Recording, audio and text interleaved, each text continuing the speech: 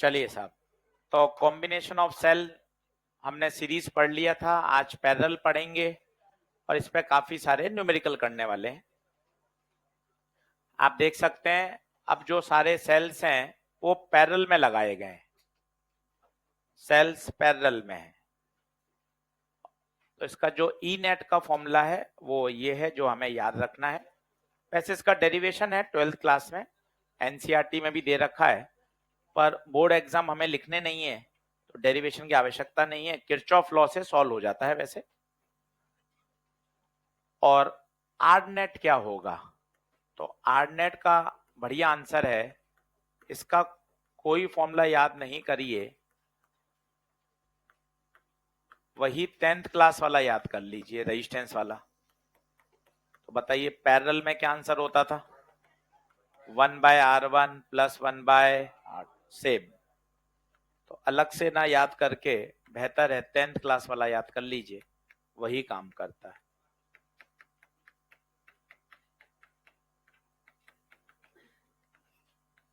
Basically होता क्या है, इन सभी सेल की जगह एक सेल लगाना है और वो वही काम करे जो सारे मिलके करते हैं। ये एक नया सेल है, ये हमारा एम था, सबकी जगह एक नया सेल लगाना। कोई आपसे पूछे इसका आई बताओ, तो आई हो जाएगा E/R प्लस आर।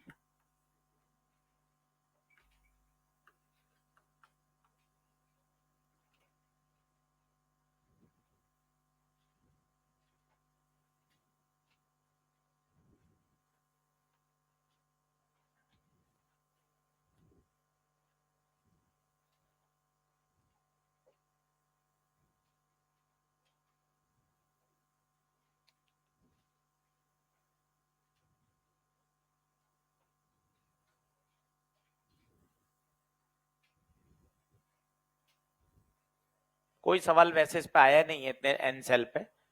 हाँ, अगर दो सेल हो तो इसी फॉर्मूले को थोड़ा सा याद करना आसान हो जाता है, तो हम अगला स्पेशल केस वही लिखेंगे। पहले थोड़ा सा रिलैक्स हो जाइए। कॉम्बिनेशन ऑफ सेल पढ़ रहे हैं, जैसे रेजिस्टेंस के कॉम्बिनेशन होते हैं सीरीज और पैरेलल, वैसे ही सेल्स के कॉम्बिनेशन है। सीरीज हमने पढ़ लिया था, आज पैरेलल पढ़ेंगे और इस पे आज खूब सारे न्यूमेरिकल करेंगे।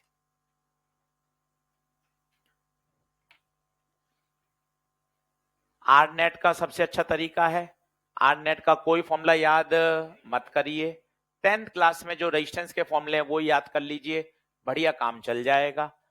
और ये कहलाता है स्टैंडर्ड सर्किट, एक सेल, एक रेजिस्टेंस, एक एक्सटर्नल। इसका आई का फॉर्मूला याद होना चाहिए, E/R प्लस आर।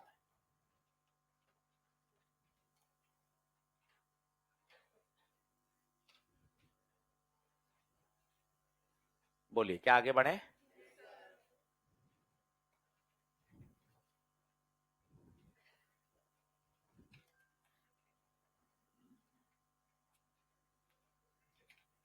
चलो इसमें नीचे लिखिए special case, case 1, special case, case 1।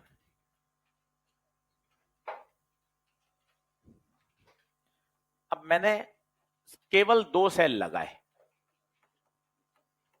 Only 2 cell.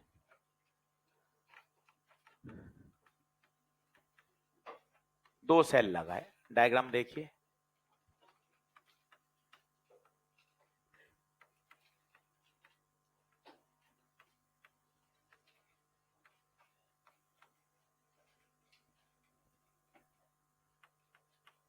ये 2 सेल लगाए।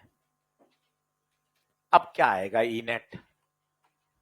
तो फॉर्मूला वही है, उसको 2 तक रोक दीजिए, E1/R1, E2/R2, 1/R1 plus 1/R2। ऊपर एलसीएम ले लीजिए R1 R2, तो E1 R2 plus E2 R1।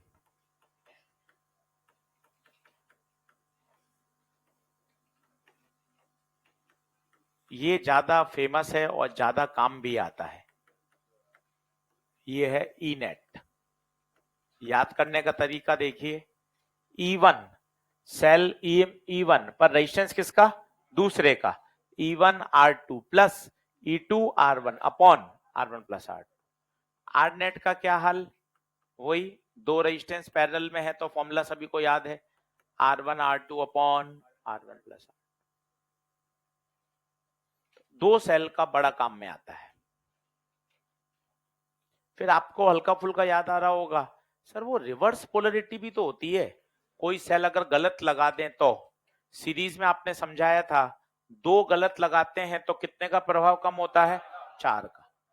ये सही है या गलत है सर, पता कैसे चलेगा, दोनों का प्लस एक तरफ है, मतलब ये बिल्कुल सही कनेक्टेड है। इसी में अगर रॉन्ग करेक्शन हो जाए, मतलब रिवर्स पोलरिटी, एक सीधा लगा हुआ है और नीचे वाले को आपने उल्टा लगा दिया,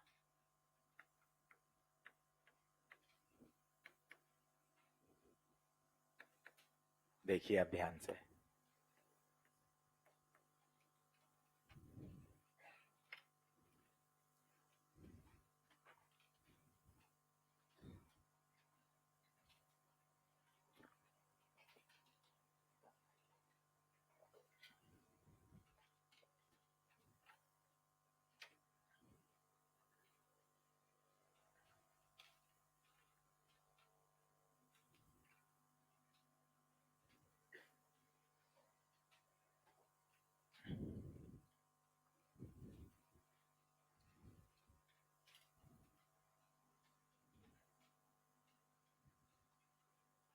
अब कुछ भी नहीं होगा, सिर्फ ये जो बीच का प्लस है वो बदल जाएगा, तो ये हो जाएगा E1 R2 minus E2 R। और मजे की बात है नीचे वाला नहीं बदलेगा, ध्यान से देखना,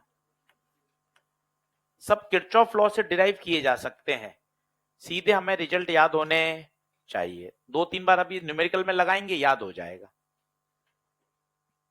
कोई बताएगा आर नेट पे कोई फर्क पड़ता है क्या, उसमें भी आर नेट पे कोई इफेक्ट, सीधा लगाओ उल्टा लगाओ कोई फर्क नहीं पड़ता।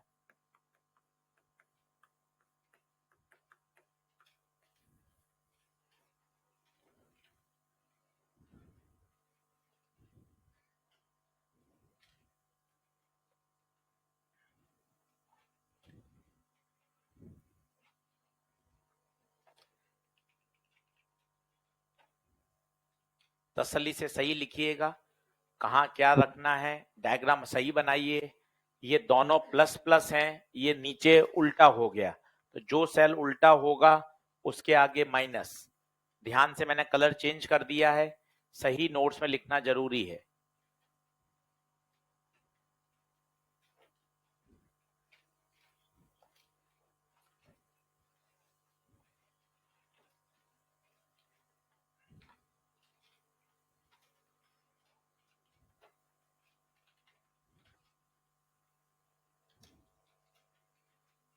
बढ़े,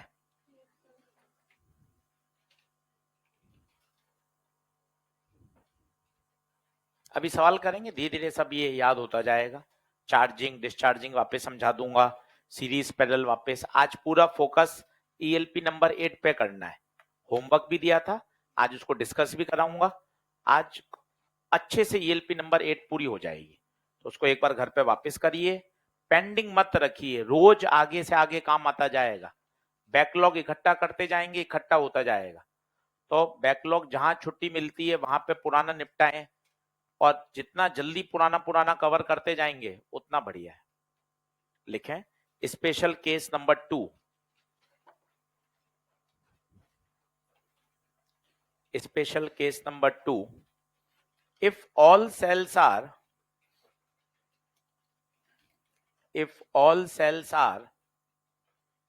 identical, if all cells are identical and connected in parallel, if all cells are identical and connected in parallel,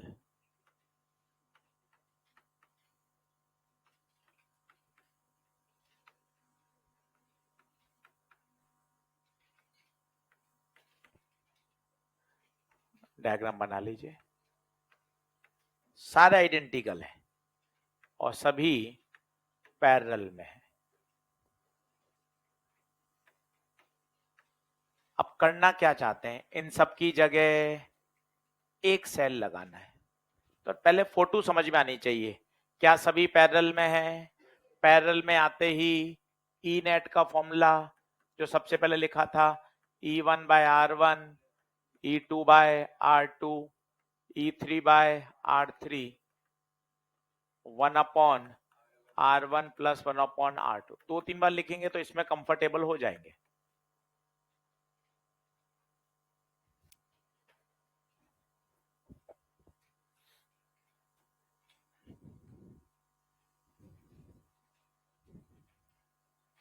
अब बताइए, सारे ई हैं तो सबकी जगह ई, सारे आर हैं तो सब जगह आर, तो E by R, E by R, E by R, E by R, नीचे 1 by R, 1 by R, 1 by R, 1 by R, E common ले लें, ऊपर 1 by R, 1 by R, 1 by R, नीचे भी 1 बाय आर, ये पूरा cancel, ई net ई। ये बहुत काम का रिजल्ट है, ध्यान से देखिए तो आपको अगली बार सॉल्व ही नहीं करना पड़ेगा। 2-3 बार ये सेंटेंस बोलिए, अगर सारे सेल पैरेलल में हैं, सबका ईएमएफ सेम है, तो आंसर भी वही आएगा। देख लो, ई आ रहा है, सॉल्व करने की जरूरत ही नहीं है। एक बार सॉल्व करके देख लिया, अच्छे से देखें, सारे सेल पैरेलल, पहला पॉइंट। दूसरा, सारे सेल आइडेंटिकल, पैरेलल है, आइडेंटिकल है, तो आंसर भी वही आएगा। पैरेलल है, आइडेंटिकल है, तो आंसर भी वही आएगा।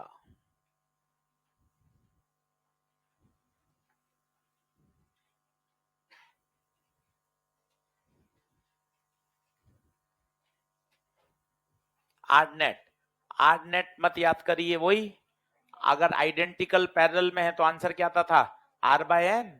2 होते तो आर बाय 2, 5 है तो आर बाय 5, एन है तो आर्डनेट are bye N.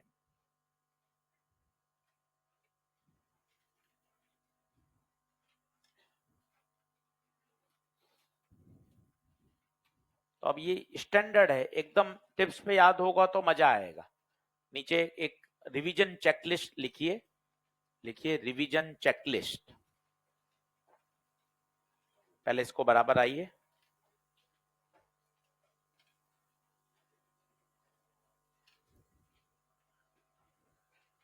Revision checklist. अब देखना, अब मैं सीरीज पैरेलल आजू बाजू रिवाइज करा रहा हूं आपको, ताकि आपको ध्यान रहे। पहले आप देखना और फिर लिखना ताकि दिमाग में सेट हो। सीरीज, सीरीज में 2 सेल लगे हुए हैं तो आपको एकदम याद होना चाहिए। बताओ ई नेट कितना, E1 plus E2, R net R1 plus R। भैया जितना सटीक याद होगा ना, उतना प्रश्न करने में मजा आएगा। बिल्कुल फॉर्मूला सही याद होगा, प्रश्न की अप्रोच फास्ट रहती है। Series E1 plus E2 R1 plus, यही अगर 2 सेल पैरेलल हैं, 2 सेल पैरेलल हैं, तो उसका फॉर्मूला आपको याद होना चाहिए। अभी अपन ने किया था, सॉल्व किया था, E net E1 R2 plus E2 R1 upon R net, वही पैरेलल वाला, R1 R2 अपॉन, ये 2 सेल किसमें लगे हुए हैं, पैरेलल। पहला पॉइंट लिखिए। तो एक साथ कंपेयर करके याद करेंगे, याद जल्दी होता है। दोनों अलग अलग पढ़ लिए, और अब एक रिवीजन चेकलिस्ट बना रहे हैं ताकि जल्दी याद हो।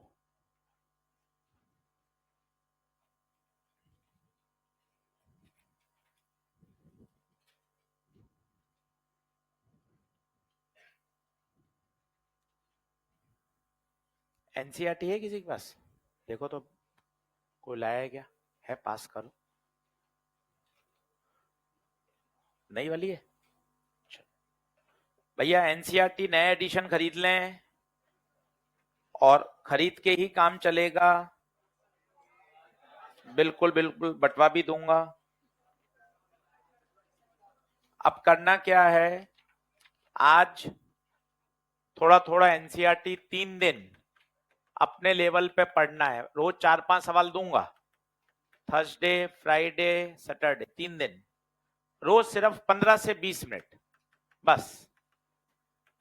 कारण क्या है, संडे को एक एनसीईआरटी की क्लास लेंगे जिसमें पूरी एनसीईआरटी सॉल्व कराऊंगा, सॉल्व्ड अनसॉल्व्ड और एनसीईआरटी एग्जाम्पलर भी। पर वो पूरा एक साथ आप क्लास अटेंड करेंगे फायदा नहीं है। फायदा कब मिलेगा, जब एक बार हल्का फुल्का आपने घर से 3 दिन पढ़ाई करी होगी, तो संडे को जब वो मैराथन क्लास में आप बैठोगे तो आपको क्या एक एक बात मस्त समझ में आएगी जबरदस्त तरीके से। तो आज कल और परसों 15 से 20 मिनट की रोज मेहनत करिए, सवाल पढ़िए, टूटा फूटा सॉल्व हो जाए, आधा अधूरा सॉल्व हो जाए, कोई टेंशन नहीं। पर एक बार आपने हल्का फुल्का देख लिया ना, तब ये वाली क्लास का आप 100% आउटपुट ले सकते हो। इसलिए आज से शुरू करना है। आज 4-5 सवाल ही दे रहा हूं, अनसॉल्व्ड 3.1, 3.2, 3.2, इसके बाद 3.8, 3.9, ये सारे के सारे सेल के हैं। 4 ही करिए, 5 मिनट में हो जाए बहुत अच्छी बात है, 5-10 मिनट और लगाइए, सवाल को पढ़िए। मुझे क्या पता है समझाना है, लैंग्वेज, कठिन लैंग्वेज पेपर में हमें परेशान ना करे, इसलिए हम एनसीईआरटी के पीछे पड़े हुए हैं। स्टैंडर्ड किताब है, पेपर में लैंग्वेज यहीं से आएगी, इसलिए इन लैंग्वेज के साथ दोस्ती करिए। थोड़ी सी डराएगी 10 दिन 15 दिन, पर जैसे ही आप 70-80 सवाल कर लोगे, आपको ये लैंग्वेज भी समझ में आने लग जाएगी। हमें क्या है, ऐसे सवाल पसंद है, मास दे रखा है, रेडियस दे रखा है, मोमेंट ऑफ इनर्शिया निकाल लिया, करंट दे रखा है, वी दे रखा है, रेजिस्टेंस निकाल लिया। भाई ऐसे नहीं आएंगे प्रश्न। थोड़ा सा एनसीईआरटी पे फोकस करिए। हर बच्चे के हाथ में एनसीईआरटी के रोज 15-20 मिनट अपने घर पे फिक्स होने चाहिए कि हम इसकी भाषा पढ़ें। गिवन क्या है, फॉर्मूला क्या लगाना है, फिर हमने देखा अच्छा यार ये ग्राफ है, करवा दिया, ये वाला सवाल है, करवा दिया। सारी हेडिंग, सारे आर्टिकल आपको देखने हैं कि हाँ यार ये सब अपन ने कवर कर लिया। ग्राफ है, एक ही पेज पे 3 ग्राफ है, ये अपन ने क्लास में बनाए थे, 3 है, याद करो। एक है कॉपर का, एक है नाइक्रोम का, एक है सेमीकंडक्टर। 100% फोकस करिए, लापरवाही नहीं करनी है। टाइम भी है, फरवरी मार्च होता तो अलग बात है, अभी अक्टूबर स्टार्ट हुआ है, पूरे 7 महीने अपने पास हैं, बहुत अच्छे से कवर कर सकते हैं। पर सही डायरेक्शन में मेहनत शुरू करनी पड़ेगी। तो सिर्फ अपना क्या टारगेट है, सर आज आपने सिर्फ ये 4 सवाल दिए, कोई ईएलपी का होमवर्क नहीं है, पहले 4 करिए, फिर कोई पेंडिंग वर्क हो निपटाइए, कल फिर 4 दीजिए, परसों फिर 4 दीजिए, थोड़ा थोड़ा टूटे फूटे कर लेंगे। संडे वाली क्लास को अपन आराम से एंजॉय कर सकते हैं कि एक ही साथ पूरी एनसीईआरटी 100% कवर हो जाएगी। क्लियर है? पर उसके लिए हमें 1 घंटा अगले 3 दिन में देना है, 20-20 मिनट करके 3 बार। क्लियर है बात? चलो, एनसीईआरटी जरूर करनी है, पहला पॉइंट क्लियर। दूसरा, अगर आइडेंटिकल सेल सीरीज में लगे हुए हैं, आइडेंटिकल सेल सीरीज में है, तो बताइए क्या आंसर आता है। 2 सेल हैं तो 2e, n सेल हैं 3, n है तो ne, सीधा याद होना चाहिए ne। आर नेट बताइए, nr, ये n आइडेंटिकल सेल सीरीज में। और अगर n आइडेंटिकल पैरेलल में है, तो अभी आप करके आए थे, पैरेलल में ईएमएफ में कोई चेंज नहीं आता।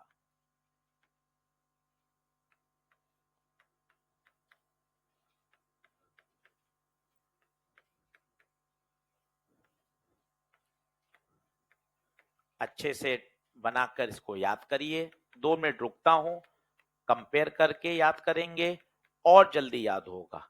आरनेट पर परेशान मत होइए, बीच में लिख लीजिए।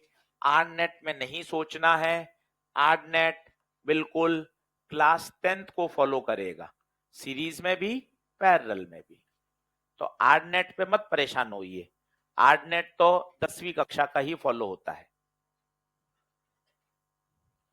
अब इसमें सब वैरायटी आ गई, सीरीज में 2 लगाओ, पैरेलल में 2 लगाओ, आइडेंटिकल लगाओ, सीरीज में लगाओ, पैरेलल में लगाओ। ये स्लाइड पूरी आपको एकदम टिप्स पर आनी चाहिए। और बीच में मैंने लिख दिया आरनेट क्लास 10th, ऐसा लिखने का मतलब क्या है, आरनेट पे अपन को दिमाग नहीं लगाना है। 10वीं कक्षा के जो रेजिस्टेंस के फॉर्मूले हैं सीरीज और पैरेलल के, वही लागू होंगे।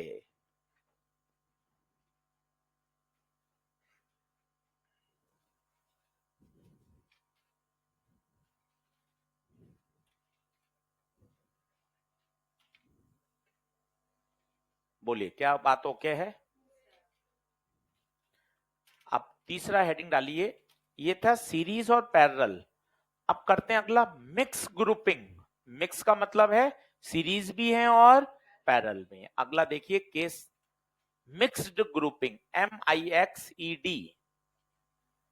Mixed grouping. पहले आप इसको नोट कर लीजिए, इसको खत्म कर दीजिए चार्ट को।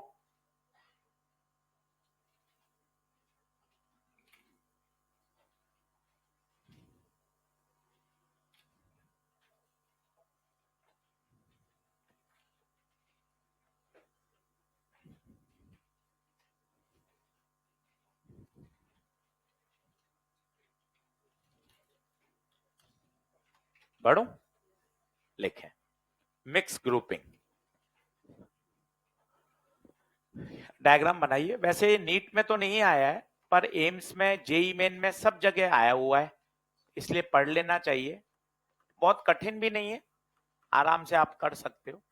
पहले आप डायग्राम बना लें। ये सारे आइडेंटिकल सेल हैं, n सेल हैं, सीरीज में लगे हुए हैं।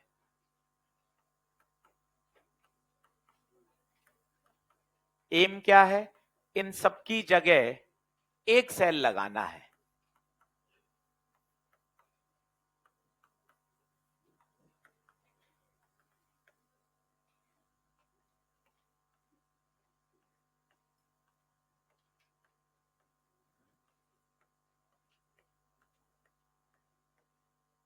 आराम से बना लीजिए।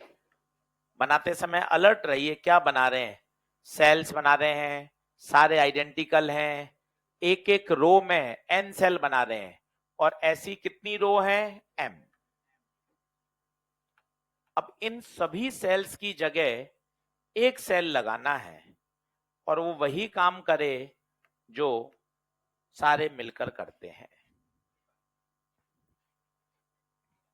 एम्स और जेई मेन दोनों में ऑल इंडिया लेवल पर ये 2 बार आ चुका है, तो अपन उस प्रोफाइल का सवाल करके रख रहे हैं कि भाई इस तरह का रिपीट हो सकता है।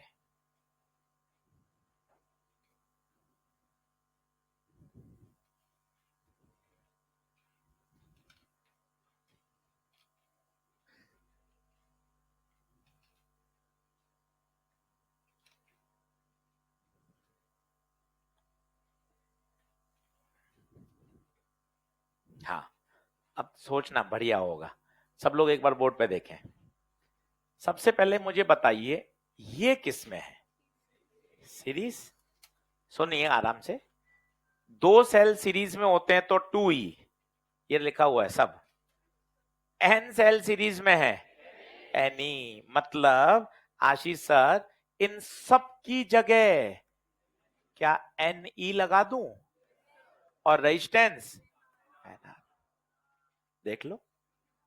वापस सुनो, वापस समझो, मैं क्या कहना चाहता हूं, ये बताइए ये सब किस में है, सीरीज। इन सब की जगह एक लगा दूं, NE और NR। क्या बात ओके है?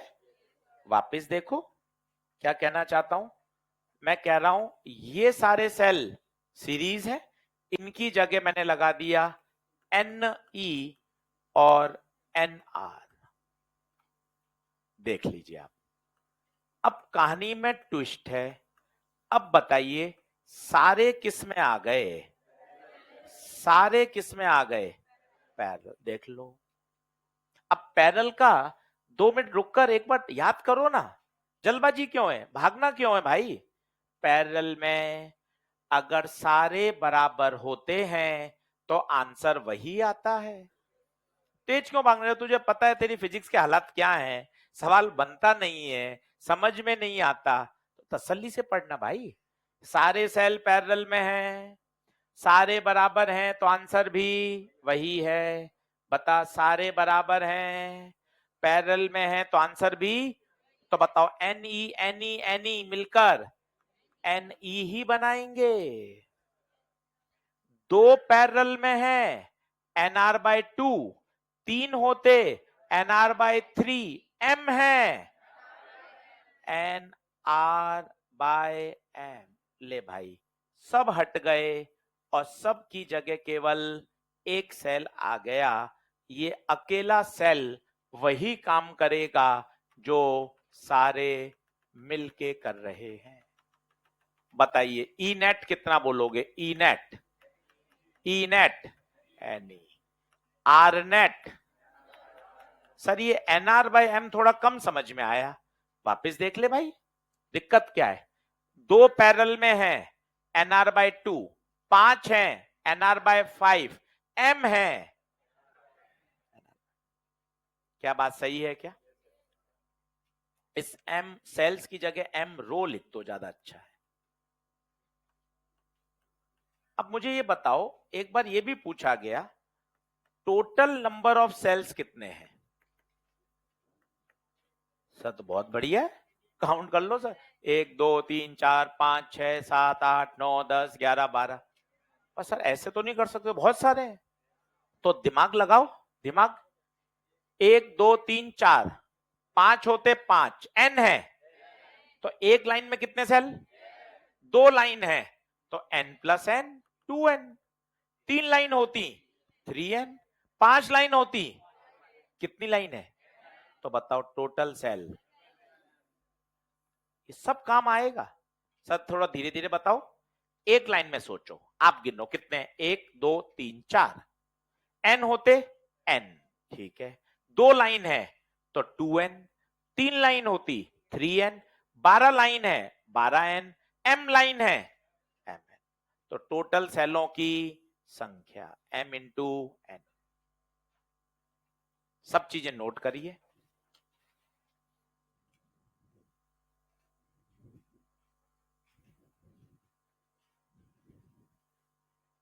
सब सेल की जगह एक सेल लगाना आना चाहिए।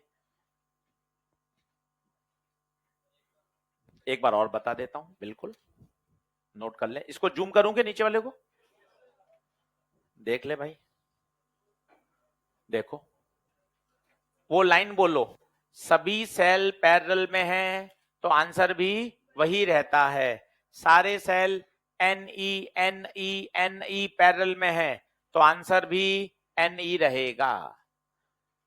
ई नेट आ गया, आर नेट आ गया।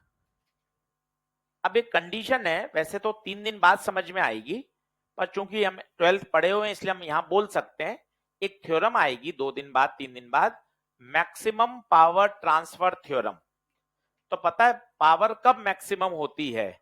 जब इंटरनल रेजिस्टेंस और एक्सटर्नल रेजिस्टेंस बराबर हो जाते हैं। अभी हो सकता है याद नहीं हो, तो आप पैनिक मत होइए।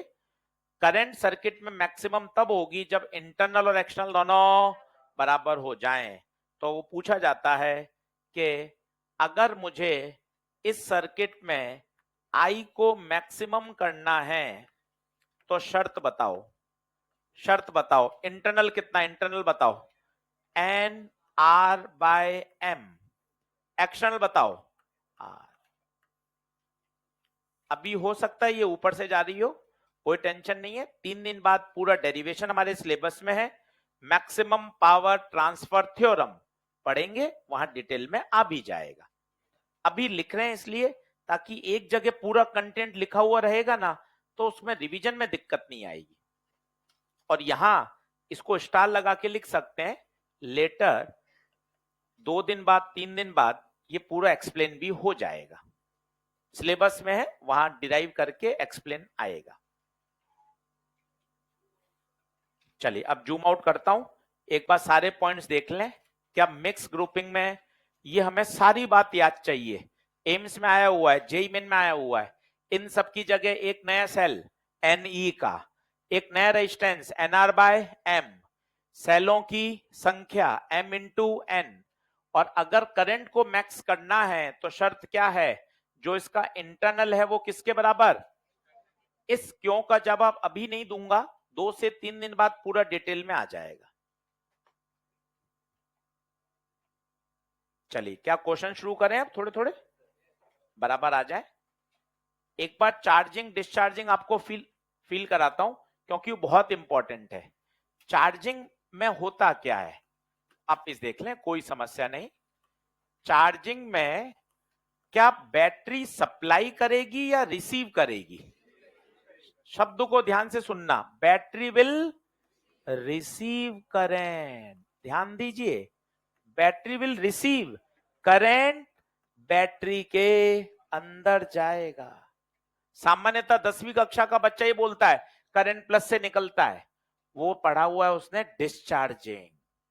ये बैटरी विल रिसीव करंट, पर कब रिसीव करेगी, जब आप इसके ऊपर हाई वोल्टेज लगाओगे या लो। ये आपने हाई वोल्टेज लगा दी। अब बताइए दादागिरी किसकी चलेगी, ऊपर वाले की या नीचे वाले की, ये करंट फ्लो कराएगा। अब आप देख सकते हैं करंट बैटरी के प्लस के अंदर जा रहा है, बैटरी विल रिसीव करंट। या तो आपको सीधा याद है तो बहुत ही बढ़िया है, सर आपने डिराइव करा दिया था, ड्यूरिंग चार्जिंग V बराबर E प्लस आई आर। और नहीं याद है, किरचॉफ लॉ राजा है, वो तो आंसर दे ही देगा। किरचॉफ लॉ लगा ले, बोलो किरचॉफ लॉ लगा लो, बोलो आई के साथ चलो, minus E minus I R छोटे से बड़ा प्लस वी, तो V बराबर E प्लस आई आर। आज एनसीईआरटी में जो प्रश्न दिए हैं उसमें चार्जिंग का भी सवाल है, सेल का सवाल है, 4 ही प्रश्न दिए। 4 ही क्यों दिए, ताकि आप उन पे फोकस कर सकें, 4 सवालों को तसल्ली से कर पाए कि मुझे उसकी लैंग्वेज सीखनी है, मुझे उसका एक एक टर्म सीखनी है। चार्जिंग को एक बार लिख लीजिए वापस, ताकि आपको समझ में आ जाए। आंसर याद है, वेल एंड गुड, नहीं याद है आप किरचॉफ लॉ से लगाइए, मस्त आंसर आएगा। कभी कभार वो चार्जिंग और डिस्चार्जिंग कुछ नहीं देगा, एक वो शब्द बोल देगा, बैटरी रिसीव कर रही है। सामान्यतः कंडीशन में बैटरी सप्लाई करती है, यहां रिसीव कर रही है, इसका मतलब है बैटरी इज अंडर चार्जिंग। इस शब्द का मतलब बहुत बढ़िया है, रिसीव करंट मतलब चार्जिंग।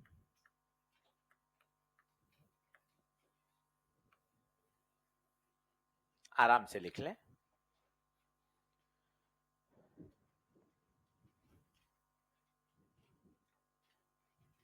अब ईएलपी शुरू करते हैं, आधा घंटे तसल्ली से ईएलपी में आपको कराता हूं।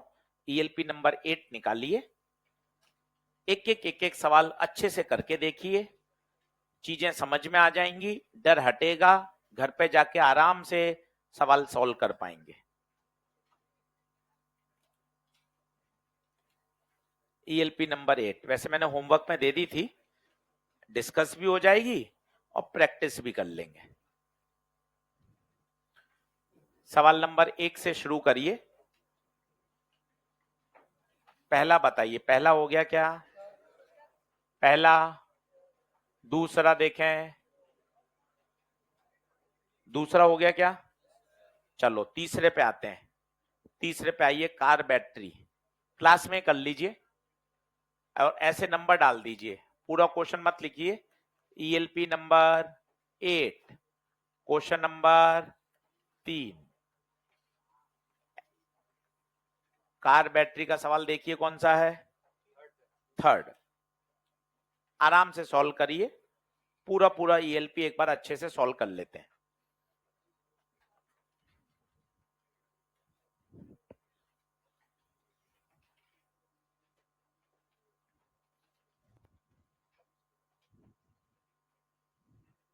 खुद करिए, क्वेश्चन लिखा हुआ है। जो ईएलपी बुकलेट नहीं लाए हैं वो क्वेश्चन देख लें, बुकलेट रोज लेकर आए, उससे क्या हम अपने इंपॉर्टेंट अपने मार्किंग कर सकते हैं, अपने हिसाब से वो सिस्टम सेट हो जाता है।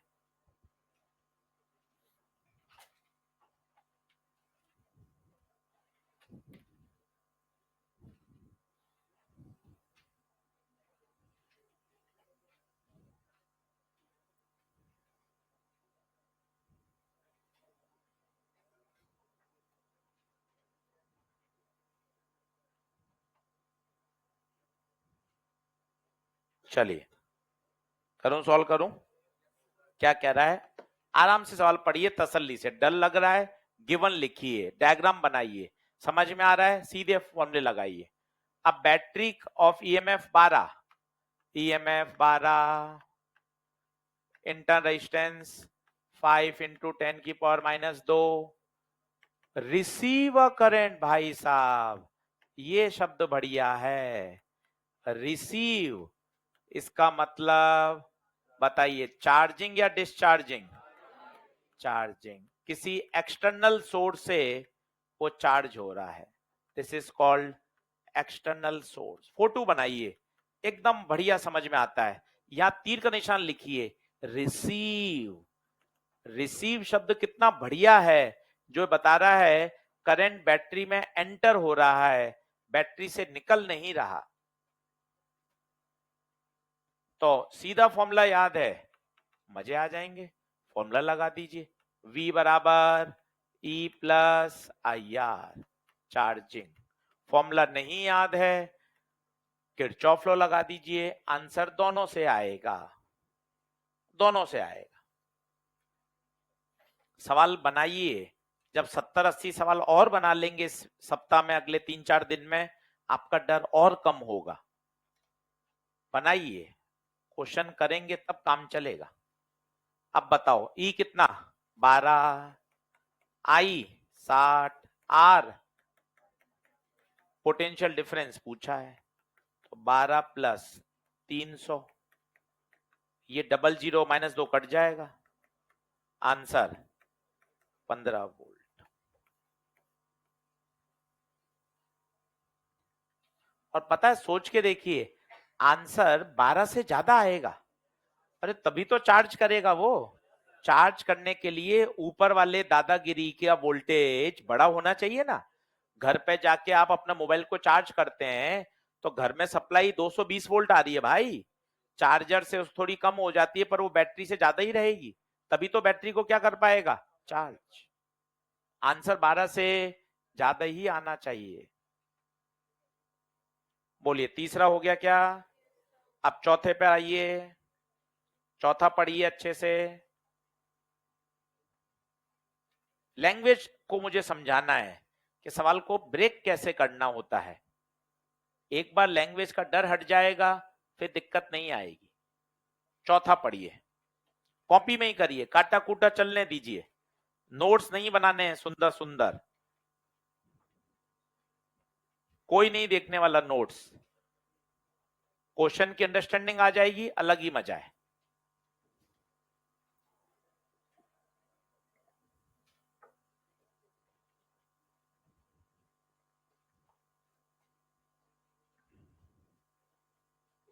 चौथा, ईएलपी ला, ईएलपी रोज, बहुत पढ़ना है भी, बहुत सारे चैप्टर पढ़ने हैं भाई, आदत डाल, बिना ईएलपी काम नहीं चलेगा। ये पूरी ईएलपी सॉल्व होनी है, पूरी बुकलेट, तब मजा आएगा कि सर एक एक सवाल किया ईमानदारी से, एनसीईआरटी करिए, तब कॉन्फिडेंस बढ़ेगा। कंटेंट तो वही है सब कुछ, कॉन्फिडेंस बूस्टअप होना जरूरी है।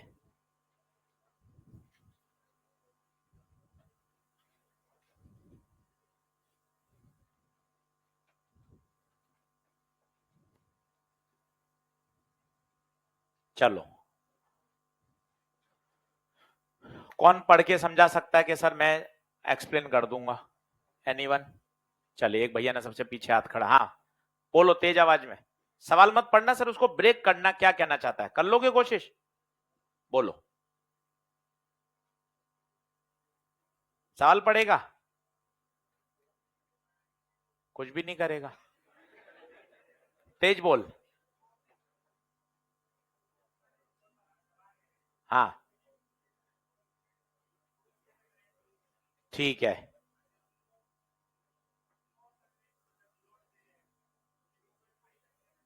ठीक बात है, बहुत बढ़िया। प्रश्न ये कह रहा है एक बैटरी है। सर ये लोड क्या होता है? लोड, लोड का मतलब होता है एक्सटर्नल रेजिस्टेंस। वो कह रहा है जब लोड कितना दे रहे हो उसको आप, 2 ओम का, इसका मतलब ये 2 ओम। तो उस समय करंट बताइए, 2 एम्पियर। और जब लोड बढ़ा दिया, लोड बढ़ा दिया, तो अब बताइए करंट कितनी हो गई, 0.5। क्या आपको बात समझ में आई है? ये लैंग्वेज का ही तो खेल है।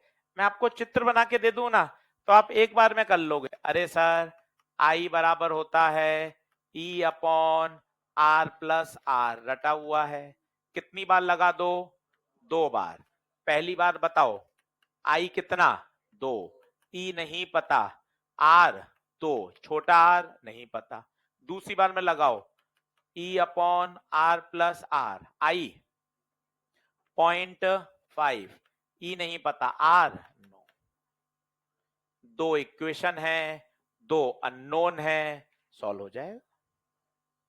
भाषा समझनी पड़ेगी, और भाषा समझने का एक ही तरीका है, प्रश्न बनाने पड़ेंगे, फॉर्मूले वही रहेंगे। अब सर हल भी कर दो, सर मैं हल में भी अटक जाता हूं, चल मैं वो भी कर देता, पूरा ही कर दो आप, मेरी तरफ मत देख लिया करो आप तो अपना ईमानदारी से काम करते चलो, मैं अपना खुद देख लूंगा। 0.5 इंटू 9, 4.5, ये 2 इक्वेशन आ गई। 2 इक्वेशन है, 2 अननोन है, ई भी आ जाएगा, आर भी आ जाएगा।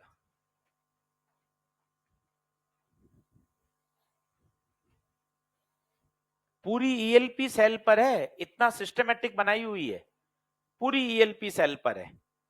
अब क्या करें, दोनों को पास पास लिख दो। अब आप खुद बताओ क्या करूं, ऐड करूं या सब्ट्रैक्ट करूं? सब्ट्रैक्ट करने से क्या होगा, ई ई कैंसिल हो जाएगा, कट। 4 में से 4.5 गया, माइनस का 0.5, 2 में से 1.5 गया, 1.5, ये 0, तो 1.5 आर बराबर 0.5। तो ये 3 बार, आर बराबर 1/3 आना चाहिए भाई।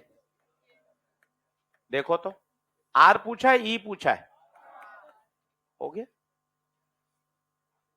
आप जब 20 बार लगाओगे ना, तो आपको ये फॉर्मूले टिप्स पर आने लग जाएंगे।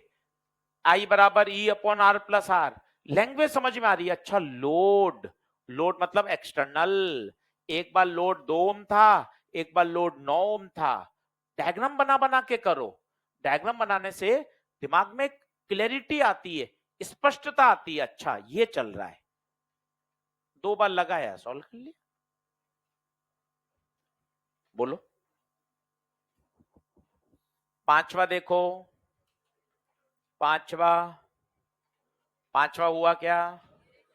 पांचवा याद होना चाहिए, क्लास में बताया था। स्लोप कितना आता है, slope, slope minus R, intercept plus E, याद आया? Slope minus R, intercept plus E. Tick लगा दीजिए, वहां लिख दीजिए क्लास नोट्स, रिजल्ट की तरह याद होना चाहिए। शॉर्ट नोट में जाएगा ये पॉइंट, शॉर्ट नोट में जाएगा कि भैया slope minus R, intercept plus C, तुरंत वहीं ईएलपी लाए, तुरंत वहीं पास में ग्राफ चिपका दें। यही मजा है पढ़ने का, जब रिवाइज करोगे तो एकदम दिखाई देगा। ये ई, स्लोप माइनस आर, वहीं पास में चिपका दे, तो जितनी बार आप ईएलपी पढ़ोगे, बार बार वो ग्राफ दिमाग में सेट होता जाएगा। नीचे जगह भी है, सवाल के 12 के बाद वहां बना लीजिए। मतलब एक एक सवाल को यूं आपको सीरियसली एफर्ट लगाना है, तब चीजें बढ़िया होंगी। चलो 5 के बाद छठे पे आओ, छठा करेंगे सभी लोग, अच्छा सवाल है, छठा करेंगे। ELP number 8, question number 6। मैं कोई भी हिंट नहीं दे रहा, आप सवाल पढ़ो। ईएलपी नहीं लाए हो तो क्वेश्चन बोर्ड पर है, लाए हो तो बहुत अच्छी बात है। और 5 मिनट लो, डायग्राम बनाओ, वो इंपॉर्टेंट है।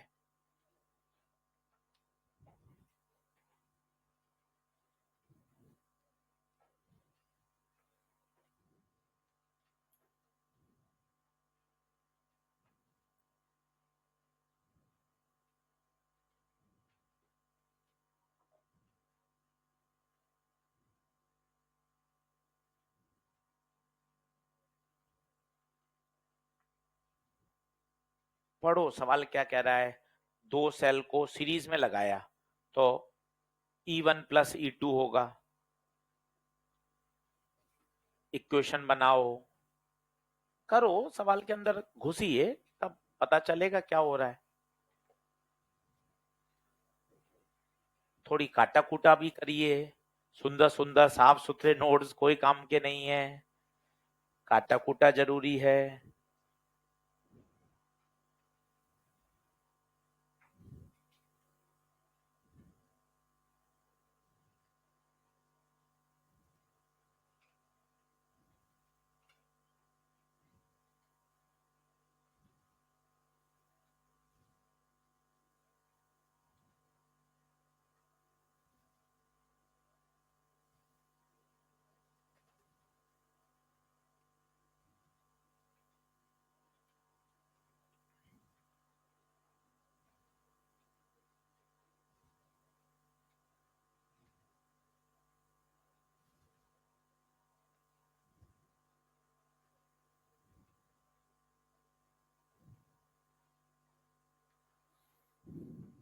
हाँ,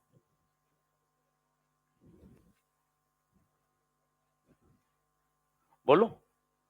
चलो, क्या कह रहा है, सवाल पढ़िए। दो सेल हैं, सीरीज में लगाए और एक्सटर्नल लोड लगा दिया, करंट है 3, फिर पोलैरिटी को रिवर्स कर दिया, करंट हो गई 1। अब आपको चित्र समझ में आए तब है। दो सेल ये सीरीज में लगाए, देखो अलग अलग ईएमएफ के हैं तो अलग अलग ईएमएफ लगा दिया, ये रेजिस्टेंस आर। फिर पोलैरिटी उल्टी कर दी, एक की पोलैरिटी उल्टी कर दी, ये E1 R1 E2 R2। अब तुझे याद होना चाहिए, सीरीज में ई नेट का formula E1 plus E2, R net का फॉर्मूला R1 प्लस R2। सोच अपोजिट लगा देंगे तो E1 प्लस E2 ना होकर E1 माइनस E2 हो जाएगा। आर नेट पे कोई फर्क पड़ेगा क्या? नहीं, R1 plus R2। Sir minus क्यों हो गया? आप किरचॉफ लॉ लगा के देख लो, एक में प्लस E1 आएगा तो दूसरे में माइनस E2 आएगा। करंट का एक ही फॉर्मूला, अभी अभी में 10 बार लग जाएगा अगले आधे घंटे में, याद करने की कोशिश करिए। 10 बार लग जाएगा अभी आज में। I बराबर E upon R plus R, ये तो मुख जबानी याद होने चाहिए, इसके बिना आप अटकोगे। अब बताओ कितनी बार लगा लें इसको? 2 बार। पहले बता करंट कितनी है? पहले पहले 3 ampere. E net E1 plus E2, R है, R net R1 plus R2। ये पहली इक्वेशन आ गई। फिर दूसरी, जब आपने पोलैरिटी को रिवर्स कर दिया, पोलैरिटी को रिवर्स कर दिया, अब बता ई net E1 minus E2, current कितनी? 1 एम्पियर। आर वही, आर नेट भी वही। लो साहब, 2 इक्वेशन आ गई, दोनों को डिवाइड मार दो, दोनों को डिवाइड मार दो, अपने आप आंसर आ जाएगा। दोनों को डिवाइड कर दो,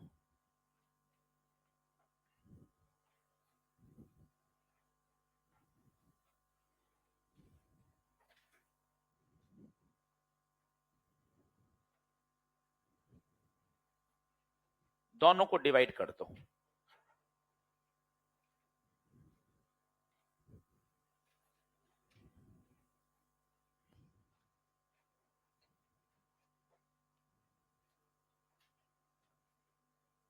डिवाइड कर दो तो क्या आ गया 3/1 E1 plus E2 R1 plus R2। ये पूरा ही कट गया भाई साहब। 3/1 E1 plus E2 E1 minus E2 3/1 3E2 1E1 1E2 E1 को वहां ले जाओ 3E1 minus 1E1 1E2 plus 3E2 तो 2E1 बराबर 4E2 2:1 आ रहा है क्या भाई?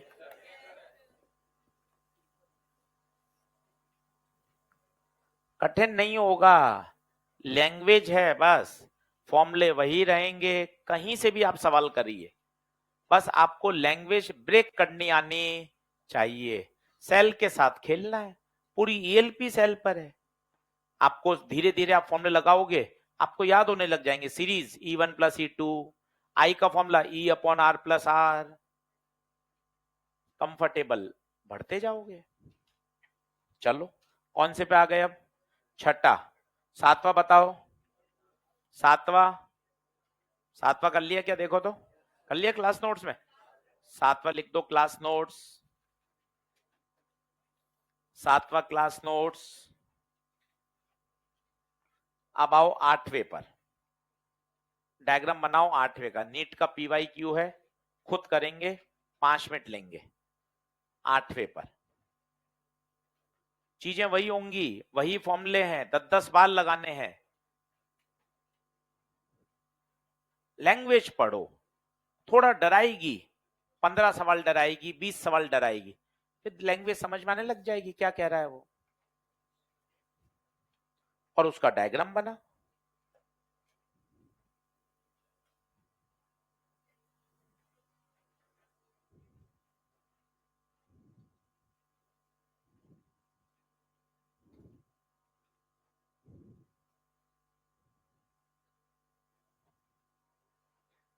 जिससे हो जाए पूरा वो बताए कि सर मैं एक्सप्लेन करूंगा।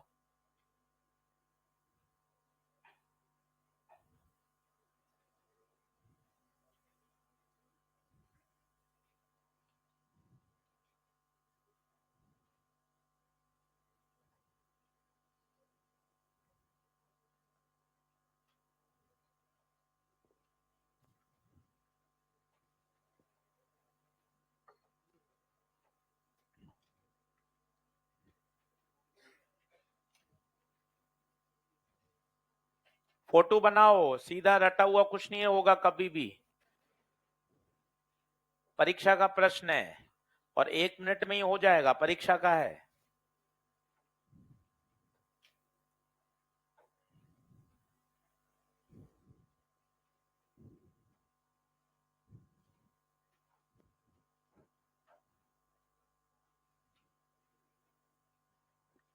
चलो कोई बताना चाहेगा क्या कह रहा है? एनीवन? चलिए भैया ने हाथ खड़ा किया, बताइए तेज आवाज में। पहले n इक्वल रेजिस्टेंस सीरीज में है तो कितना हो जाएगा बताइए? NR लिख दूं सीधा? ठीक है,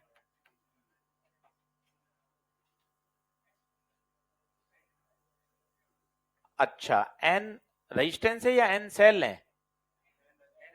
n रेजिस्टेंस है और एक सेल है, एक सेल है, और एक सेल का इंटरनल रेजिस्टेंस है R। सही है। अब I का फॉर्मूला रटा हुआ है, बोलो E/, मैं आपको कह रहा हूं ना 10 बार लग जाएगा, धीरे धीरे याद हो जाएगा।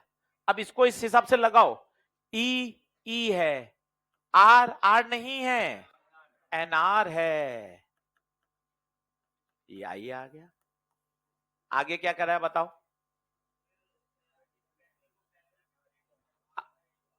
अब लगाए आपने सारे वायर किसमें?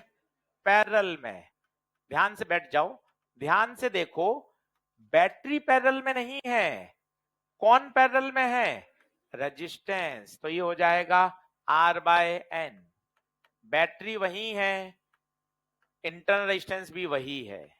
सही फोटो बनाए, सही फोटो बनाए। इंटरनेशनल कैपिटल आ रही है।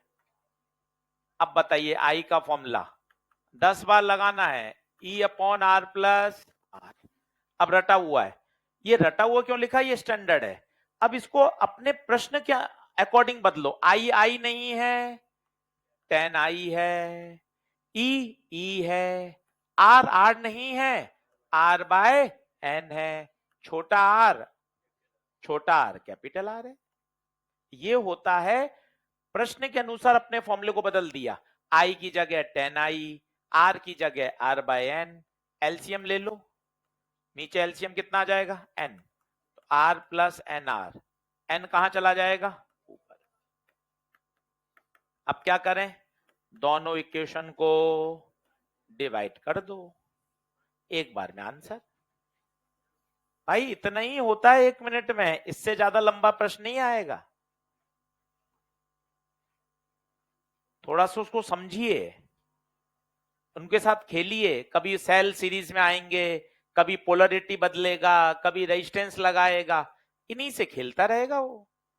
ऐसे ही आते हुए हैं, भविष्य में अभी यही आएंगे, बस ऊपर नीचे कुछ वैल्यूज कर देगा। डिवाइड कर दीजिए, आई अपॉन 10 आई, ई अपॉन, अच्छा ये आर आ रही है ना बड़ा, इसको ध्यान से देखना, छोटे आर की जगह बड़ा लिखना भाई। तो N R plus R, N E N R plus R. अब कितनी आसान कैलकुलेशन दी है उसने जानबूझकर, ऑब्जेक्टिव पेपर का सवाल है। ये पूरा कैंसिल, ये पूरा कैंसिल, आई भी कैंसिल, ई भी कैंसिल, सीधा ही एन की वैल्यू 10, सीधी एन की वैल्यू 10। ये तो आपने मेरे साथ किया, अब आप इसको घर पे रफ कॉपी में एक बार और करो, तब आपको कॉन्फिडेंस आएगा। ये तो अभी आप मेरे साथ कर रहे हो, मैं आपको चीजें समझा रहा हूं। घर पे बैठकर पूरी ईएलपी वापस करो। आज यही होमवर्क है कि यार एक बार ये पूरी ईएलपी मुझे वापस आनी चाहिए। 1 घंटा, आधा घंटा, 40 मिनट, जो आपको लगे, एक बार पूरी फिर से करो। चलो आगे आओ, कौन से नंबर पे आ गए, 9th बताओ। 9th, 9th हुआ क्या, 9th कठिन सवाल है, स्टार लगा दो, क्लास नोट्स में करा दिया था। 9th सबसे कठिन सवाल है, एकदम याद होना चाहिए, क्लास नोट्स में करा दिया था। कौन सा आंसर आएगा बताइए, 4th, याद आया, वी और ई के बीच का ग्राफ, वहां लिख लो क्लास नोट्स।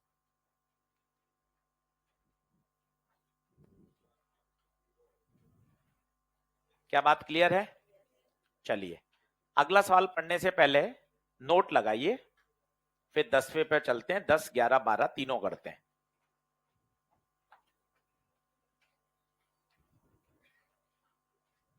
चलो वैसे तो ये 2 दिन 3 दिन बाद सब आ ही जाएगा, पर फिर भी थोड़ा बहुत थर्मोडायनेमिक्स का एक फॉर्मूला याद होना चाहिए। जब भी टेम्परेचर राइज होता है तब हीट सप्लाइड का फॉर्मूला आपको याद हो, Q बराबर ms डेल्टा थीटा होता है।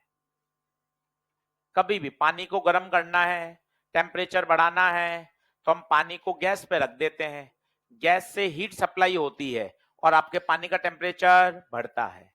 m क्या है, m मास, s क्या है, स्पेसिफिक हीट, पूरा अपने सिलेबस में है, और delta theta rise in temperature, rise in temperature, लिख लीजिए। ये बेसिक फॉर्मूला है, 9वीं 10वीं में भी सब जानते हैं कि हीट सप्लाई करने पर उस बॉडी का टेम्परेचर बढ़ता है, और जो हीट सप्लाई होती है ms डेल्टा थीटा। अब सर ये अपने क्या काम आएगा, अपने मैं आपको बताता हूं।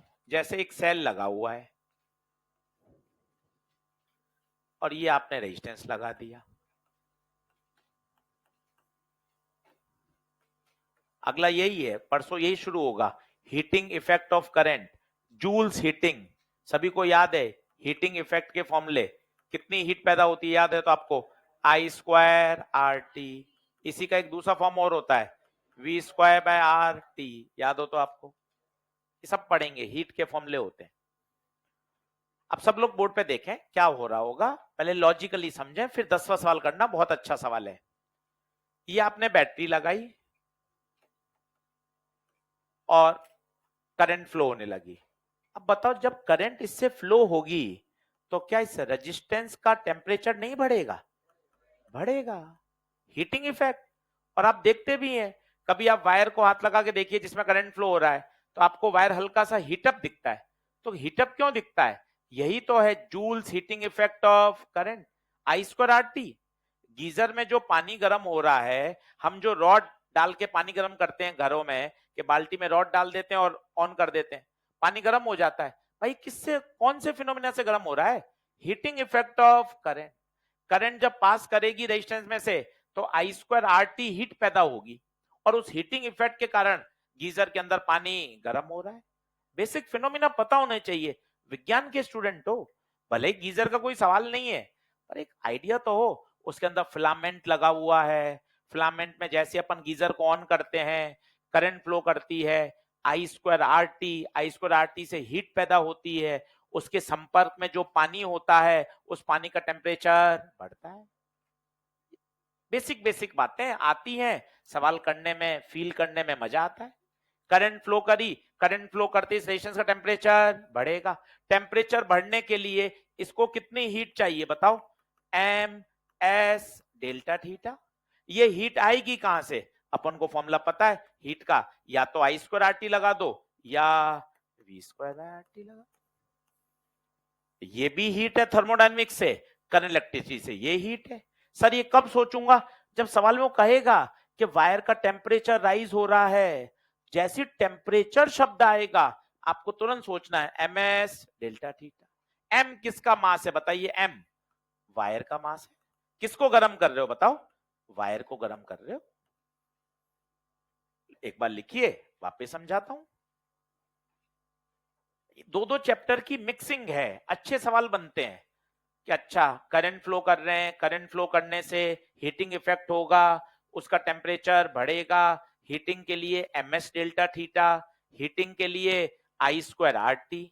आई स्क्वायर आर टी भी लगा सकते हैं, कोई टेंशन नहीं है। V square by R T लगा सकते हैं, दोनों एक ही फॉर्मूले हैं।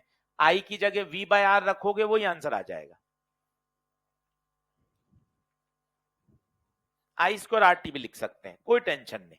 ज्यादा आई स्क्वायर आर टी कॉमनली याद होता है तो आई स्क्वायर आर टी भी लिख सकते हैं, कोई टेंशन नहीं है, सबसे आंसर आएगा, कहीं दिक्कत नहीं आएगी।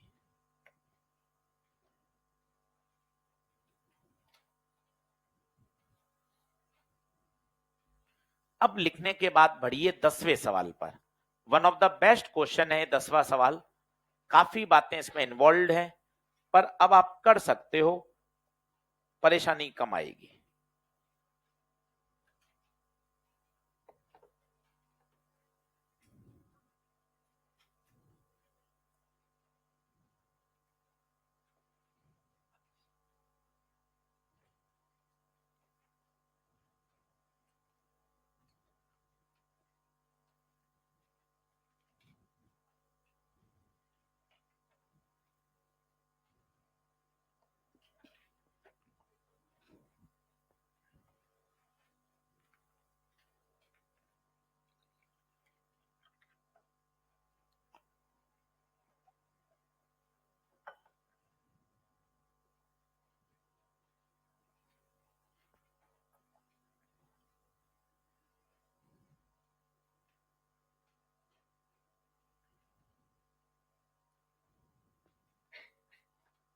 लिख लें, अब सवाल पढ़ें, चित्र बनाएं। कठिन सवाल है और काम का सवाल है, काफी बातें सिखाएगा।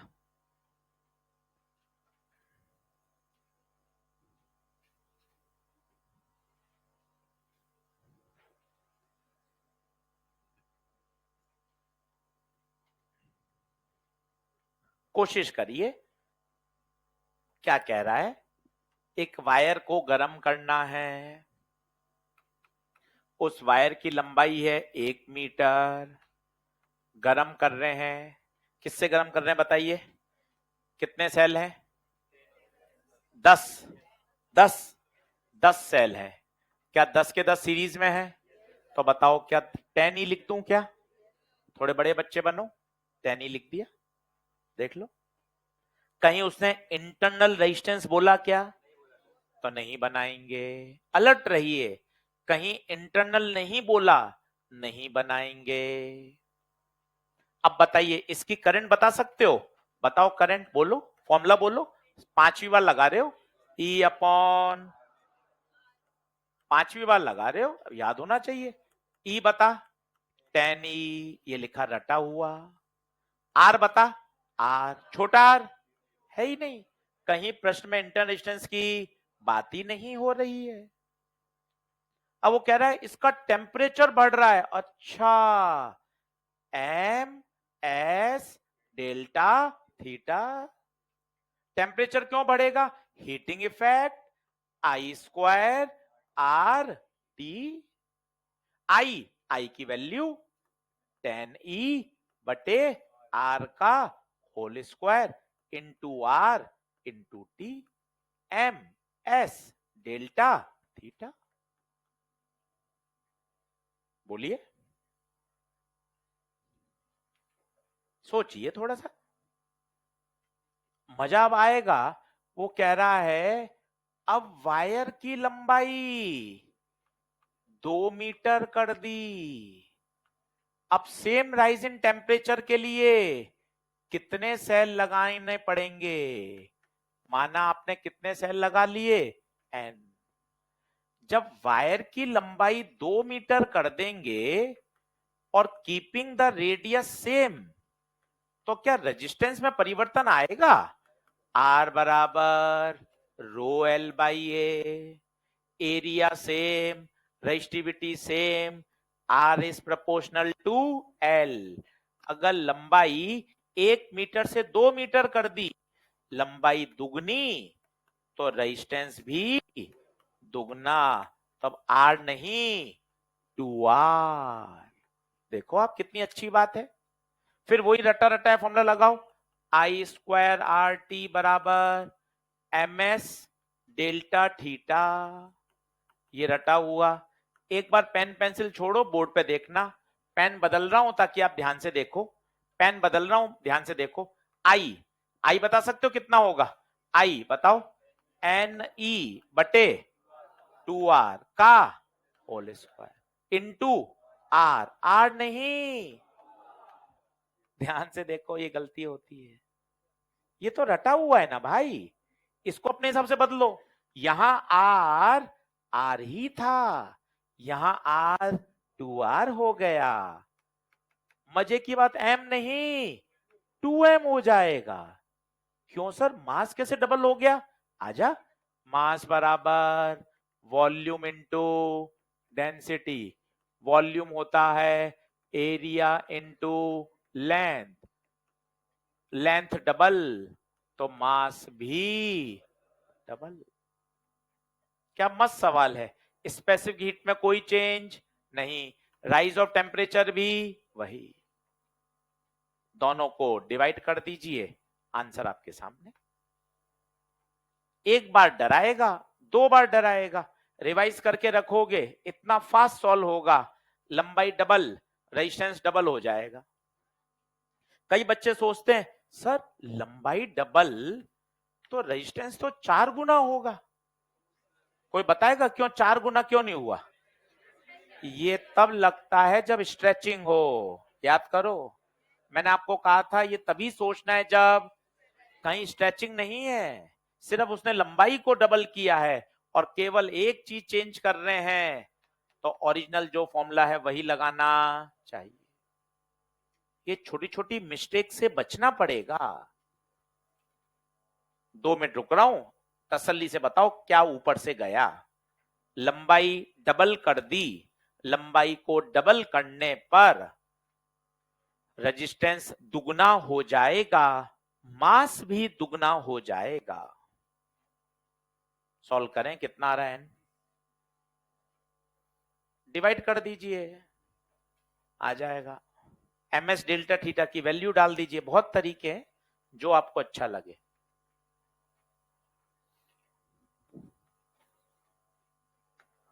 यहाँ है tan e बटे r का whole square into R T बराबर ms डेल्टा थीटा। वहां है एन ई बटे आर का होल स्क्वायर इंटू 2r।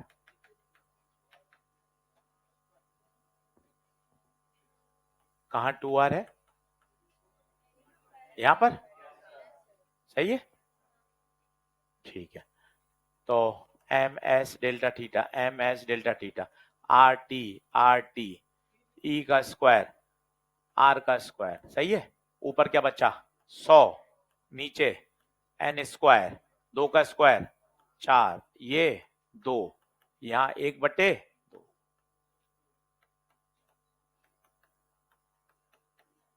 20 आ रहा है भाइयों, देखो आंसर कितना है।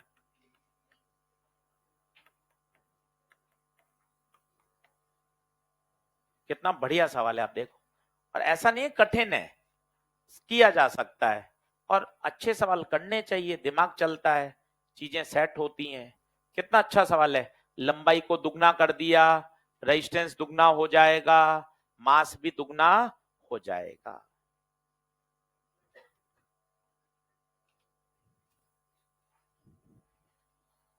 अब 11वां देखिए और 12वां देखिए। 11वां हो रखा है क्या, देखें? करा दिया था 11वां, एन पे डिपेंड ही नहीं करेगा। लिख लें 11वां क्लास नोट्स, अच्छा सवाल है। 12वां बताइए, 12वां हुआ है क्या आपके बैच में? Potential difference across first cell is 0, करा दिया था। लिख लें 11-12 क्लास नोट्स। अब 5 मिनट का ब्रेक लें, इसको नोट करें। अब 1 से 12 सारे देख लें। अब ये सारे आने चाहिए आज घर जाकर। आज यही करो कि ईएलपी नंबर 8 सेल कॉम्बिनेशन पूरा तैयार, कॉपी से सेल पूरा पढ़ो और इसको बढ़िया तैयार करो। 12 के 12 सवाल एक शॉट में करो, तब मजा है। आज हमने 4-5 करे थे, कल हमने क्लास नोट्स में 4-5 करे। अब एक सिटिंग में 12 के 12 आ जाएं, तब फायदा है। और आ भी जाएंगे करोगे तो। आज की डेट डाल दो, ईएलपी नंबर 8 को कंप्लीट कर दो। ऊपर डेट डाल दो आज की, डिस्कशन पूरा कर दो उसका कि भाई सारे क्वेश्चन बन गए। अब एक बार घर पे और बनाओ, फिर इस पूरी ईएलपी में से 2 या 3 सवाल छांट के रखो जो जनवरी फरवरी मार्च में क्या करने हैं, रिवाइज। आज पूरी करो, फिर करते समय देख लो किसमें मैं अटक रहा हूं, किसका सॉल्यूशन मुझे क्लास नोट्स में देखना पड़ रहा है, ज्यादा दिमाग किसमें लग रहा है, वो 2 या 3 सवाल पर टिक लगा के रखो। 12 ईएलपी करने के बाद केवल 40 सवाल निकल के आने चाहिए, जिसका मुझे बार बार क्या करना है, रिवाइज। केवल 40 सवाल बस। हर ईएलपी में 2-3 सवाल, किसी में 4, किसी में 1। 40 से 45 सवाल ऐसे निकल के आने चाहिए जिसका मुझे अक्टूबर नवंबर में, जनवरी फरवरी में इसको वापस देखना है। सारी ईएलपी फिर नहीं होंगी अब इसके बाद, ये लास्ट है। अब इसके बाद पूरी ईएलपी आप कभी नहीं कर पाओगे, एक बार पूरी करनी होती है। अब रिवीजन में इतना समय नहीं मिलेगा भाई, रिवीजन में तो नए चैप्टर भी तो चल रहे होंगे साथ में। तो कंक्लूजन क्या होना चाहिए, पूरी 12 ईएलपी में से 40 सवाल निकल के आ जाएं, जिसका मुझे बार बार क्या करना है, रिवीजन। चलिए साहब बढ़े आगे, हैंग डालिए, आगे बढ़ते हैं। लिखिए wheat stone bridge.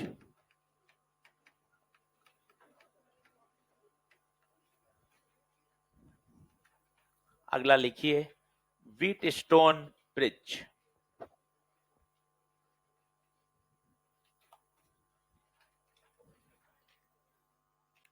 Wheat stone bridge. चलिए सभी लोग अब बोर्ड पे देखना, समझना अच्छे से। आसान है, बहुत सरल टॉपिक है, 5 मिनट में सॉल्व हो जाता है। फिर इसके न्यूमेरिकल चलेंगे कल पूरे दिन, और इसी पर बेस्ड है मीटर ब्रिज। पूरी एक ईएलपी है अपने पास व्हीट स्टोन और मीटर ब्रिज पर। 5 मिनट में समझिए, फिर इसके खूब सारे न्यूमेरिकल करिए। व्हीट स्टोन ब्रिज इस तरह से दिखाई देता है, इसका एक बेसिक फोटो अपन को आना चाहिए। ये इसका बेसिक फोटो है। ये देखिए, ये R1, ये R2, ये R3, ये R4 और बीच में होता है गैल्वेनोमीटर। क्या होता है? गैल्वेनोमीटर। कुछ लोग रेजिस्टेंस बनाते हैं, कुछ लोग गैल्वेनोमीटर दिखा देते हैं, बाकायदा प्रैक्टिकल है। ये गैल्वेनोमीटर।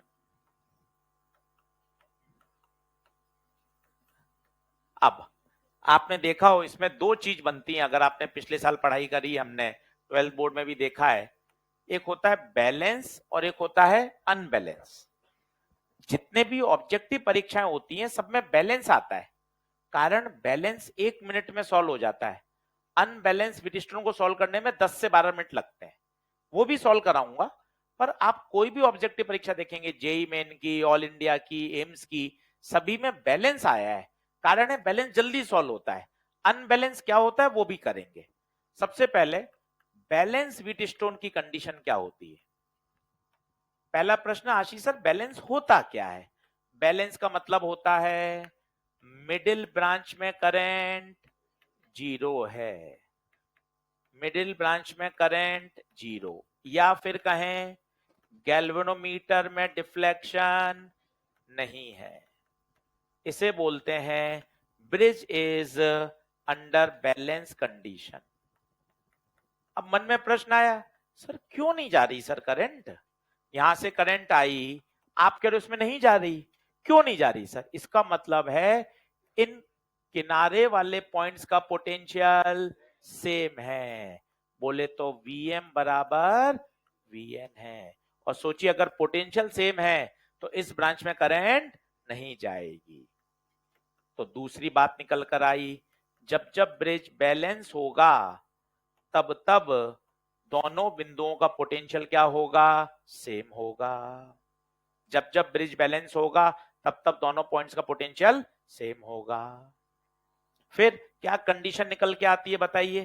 कंडीशन भी आपको याद है, R1 बाय R2 बराबर R3 बाय R। आराम से नोट कर लीजिए, एक बार और समझाता हूं, फिर इस पे खूब सारे न्यूमेरिकल चलेंगे 2 दिन। आसान टॉपिक है, इस साल भी सवाल आया था व्हीटस्टोन पे 2024 में। इंपॉर्टेंट टॉपिक है, आसान है, सवाल आता ही आता है। करंट छोटा टॉपिक है, 5 सवाल मिल जाते हैं करंट के, अच्छे से आना चाहिए करंट इलेक्ट्रिसिटी।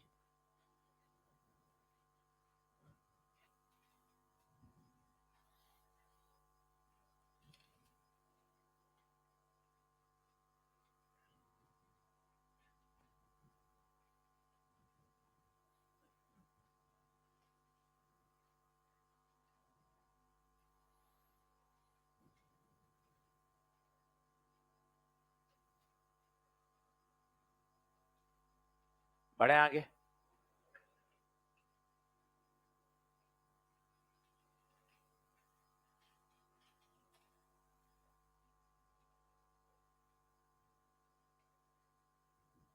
तो बिल्कुल सिस्टमेटिक याद करिए। पहला प्रश्न, सर बैलेंस का मतलब क्या होता है? तो सरल शब्दों में बोलना है, मिडिल ब्रांच में करंट जीरो, यहां लिख दीजिए I0।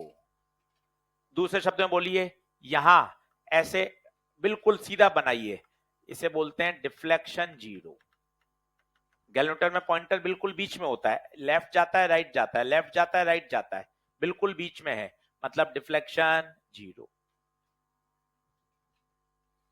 सर फिर मन में प्रश्न आया, सर करंट क्यों नहीं जा रही, कारण क्या है? तो असर्शन रीजन का सवाल बन सकता है। बिंदु एम और बिंदु एन का पोटेंशियल सेम है, हर बात को समझिए, पोटेंशियल सेम है। कंडीशन क्या है? अब आपने रट ली R1 R2, पेपर में आ गया PQRS, पेपर में आ गया कुछ अलग। तो इसका और अच्छा तरीका होता है, लेफ्ट आर्म्स का रेशियो, आर्म्स मतलब होती हैं भुजाएं, लेफ्ट आर्म का रेशियो चिल्लाओ, R1 बाय R2 बराबर राइट आर्म्स का रेशियो। तो क्या PQRS आ जाएगा? कुछ भी आए, अब तुम्हें टेंशन नहीं है, कौन R1 R2 याद करेगा? अच्छा शब्द है, लेफ्ट का रेशियो बराबर राइट का रेशियो। बताइए क्या सारी बातें ओके हैं? अब क्वेश्चन करते हैं धीरे धीरे। चीजें समझ में आएंगी।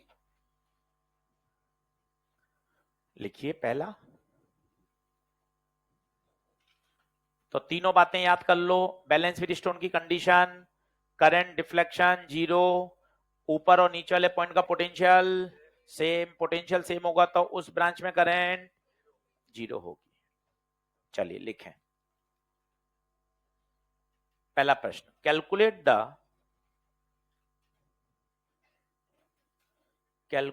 द इक्विवेलेंट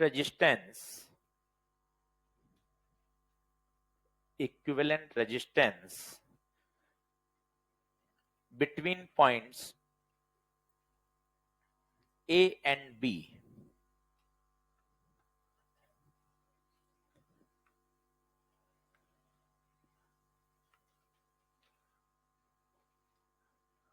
डायग्राम बना ले।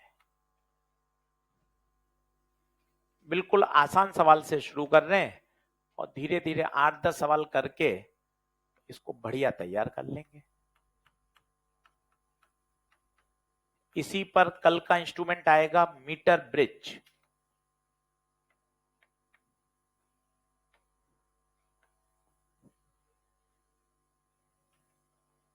मीटर ब्रिज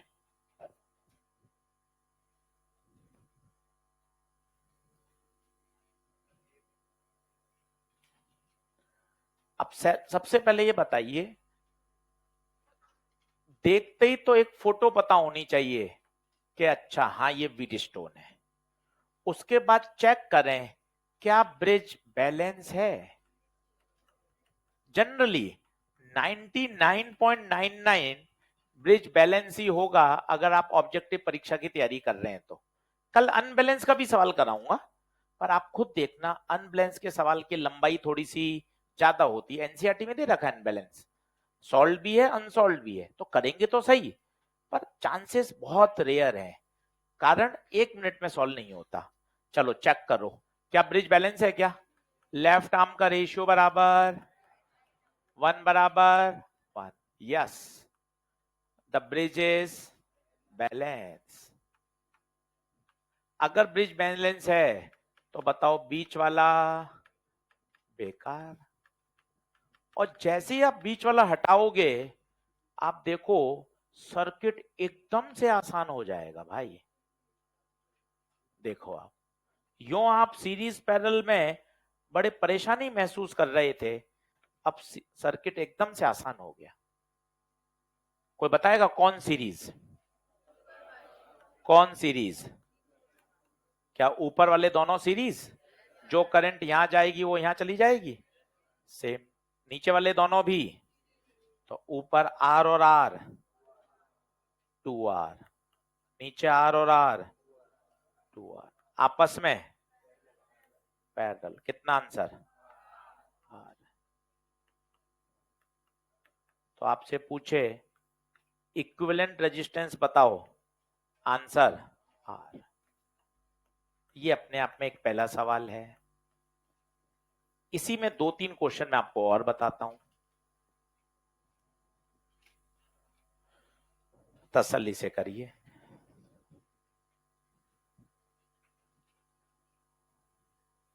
एनसीईआरटी 100% फोकस करना है, टॉप मोस्ट प्रायोरिटी पर है। 12वीं की दोनों एनसीईआरटी काम की हैं। 12वीं का वेटेज नीट में फिजिक्स में 60% है। पिछले 5 साल से बिल्कुल यही चल रहा है। एग्जैक्ट 30 क्वेश्चन 12वीं में से आते हैं, 30 सवाल आउट ऑफ 50। तो बिल्कुल एनसीईआरटी पे फोकस करिए, मैं पूरी कराने को तैयार हूं, कोई समस्या नहीं है। मेरा आपसे डिमांड ये है, आप एक बार कच्ची पक्की टूटी फूटी एक बार उसको पढ़िए, क्वेश्चन बनाइए, ताकि जब आप मेरे साथ बैठ के करेंगे तो मैं आपको ज्यादा सिखा पाऊंगा। 4 क्वेश्चन दिए आज, 4 क्वेश्चन बस। उन 4 क्वेश्चंस को समय दीजिए 15 मिनट 20 मिनट। कहाँ है 4? लिखवा दिए थे क्या? ये रहे 4 ही करने, 3.1 3.2 3.8 और 3.9, और इसके साथ जोड़ दीजिए ELP number 8।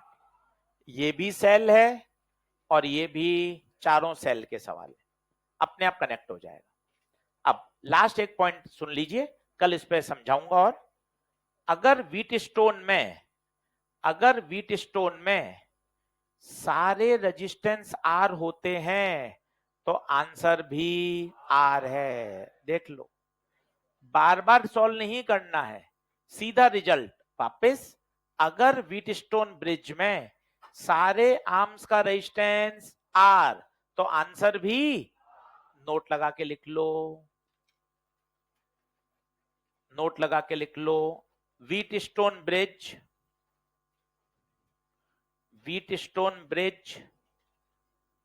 all arms have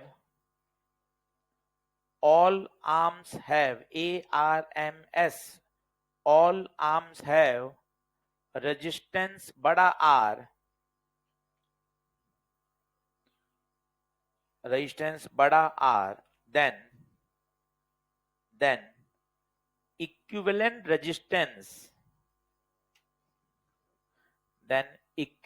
resistance is also बड़ा R। क्या बात क्लियर है? अब आपसे पूछे करंट बताओ, करंट बता सकते हो कितनी निकलेगी यहां से, बताओ। I बराबर V बाय आर। पता है V बाय आर दो भागों में बटेगी यहां आकर। क्या बराबर बराबर बटेगी क्या? क्यों बराबर बटेगी? रेजिस्टेंस बराबर है, तो V बाय आर के दो टुकड़े करोगे तो V bye 2R, V bye 2R।